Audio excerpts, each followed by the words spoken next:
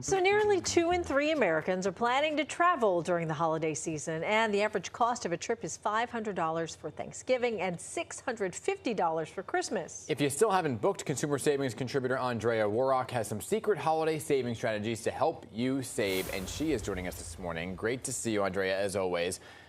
One of those people that will be traveling at Christmas time, and I have yet to book, so I am all ears here, because one of the biggest ways to save is how?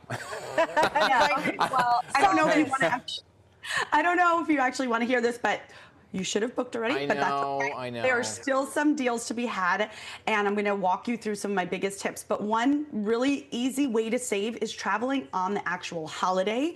So let's say you want to go visit family for Thanksgiving. If you fly out on the first flight out on Thanksgiving morning, it's going to be about 15 to 30% cheaper than if you were to fly the day before or even a couple days before. And of course, that could still get you home in time for the Thanksgiving meal. The same with Christmas. Say you want to go away on Christmas just to have fun with your family.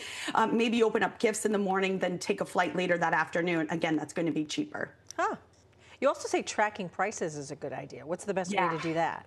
So there are some sites that will track your actual fare that you're watching to a certain destination. There are also some apps that will track flights to different destinations leaving your home airport. So say you're not really sure where you want to go, you just want to go away, you're not really visiting family specifically for the holidays, use Google Flights, enter a few different destinations, including your home airport, and they will alert you when they see a price drop to a different destination you've entered. There's also Hopper. I typically will start my search on one of these and then do a bit of research to see where I can get the cheaper prices. Also, research prices going in and out of different airports nearby, and some cities have several airports as well, so I would just check each airport to see what offers the better deals, and then you can also book one-way flights to create your own round-trip itinerary. Oh, that's interesting too. Can you explain more about booking before the 21st, the 14th, the 7-day mark? I mean, today's the 20th, so what do you think? I should book today?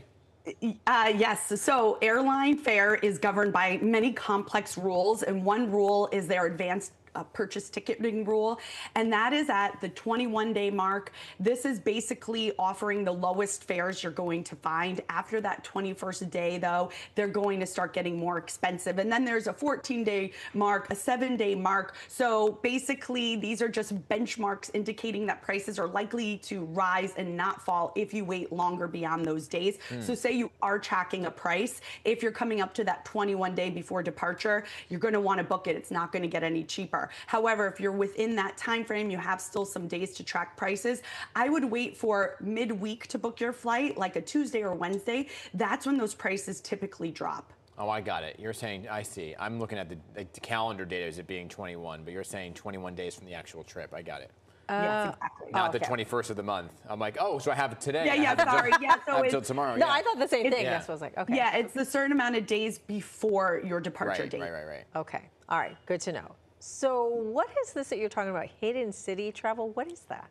Yes, this is a secret travel trick. Okay, so hidden city ticketing is a way to find cheaper nonstop tickets by booking a flight that has a connecting stop at your final destination. So sometimes airfare or a trip that goes to a one-way to your final destination is going to cost more than if you book a trip to a different final destination with a connecting stop at the city or place that you actually want to travel to.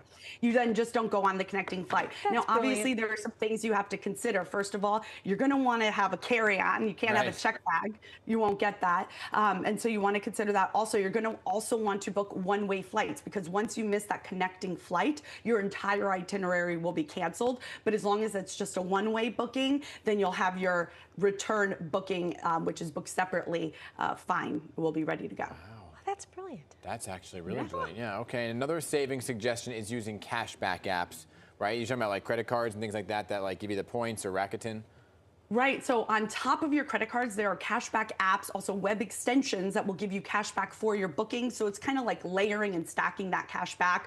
Shopback is a great cashback app, and they right now are offering travel week with up to 20% cash back for your travel bookings. So they must know, okay, everybody's getting ready to book their holidays. I saw 11% cash back at Expedia, Wow. 6% back at booking.com. Lots of really good cash back. Now, when you're spending hundreds of dollars, maybe even over $1,000 on your flights, hotel, car rentals, that cash back is going to add up. And what I love about ShopBack is that you have it either in an app, so you can book it right through the app, or a web extension on your browser. Now the cash back you earn will go to your account, and then you can redeem it to PayPal or transfer right to your bank account to help pay off your credit card purchase.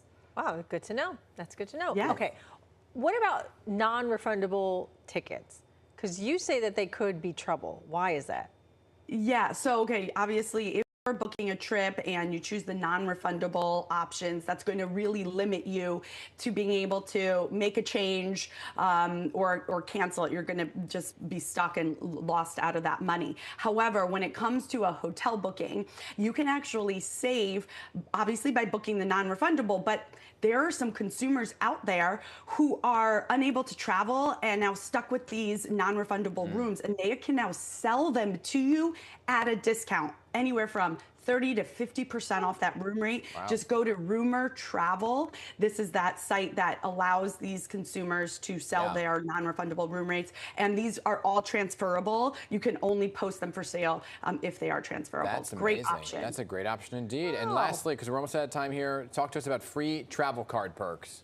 Okay, so everybody knows that you can get an airline card to get your free checked bags, earn miles, right? But there are some cards out there that offer more than that. Always read the fine print for any credit card you have. There could be credits for Uber. There could be annual credits if you book through the credit cards portal. In fact, Chase Sapphire Reserve says they give you a 300 annual credit for the Capital One venture.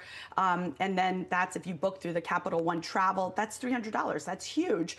Wells Fargo, through their autographed Journey card, they give you a $50 airline statement credit. Many credit cards that are connected with hotels will give you annual stays. So make sure you're just taking advantage of those. There could be reimbursement for your TSA application. So the point is just look to make sure you're taking advantage of that. And then also you could go to a site like cardrates.com to compare all those travel credit cards if you're considering getting a new one. This would be a good time because you'll earn some sign up bonus. It could be extra miles, maybe some extra cash back to help pay for your travel, holiday travel, and then you'll have a better card to use in the new year. Yeah, and better and save some money to buy more presents. Exactly. Hey, Andrea, thank you so much for these tips. Always great to see you.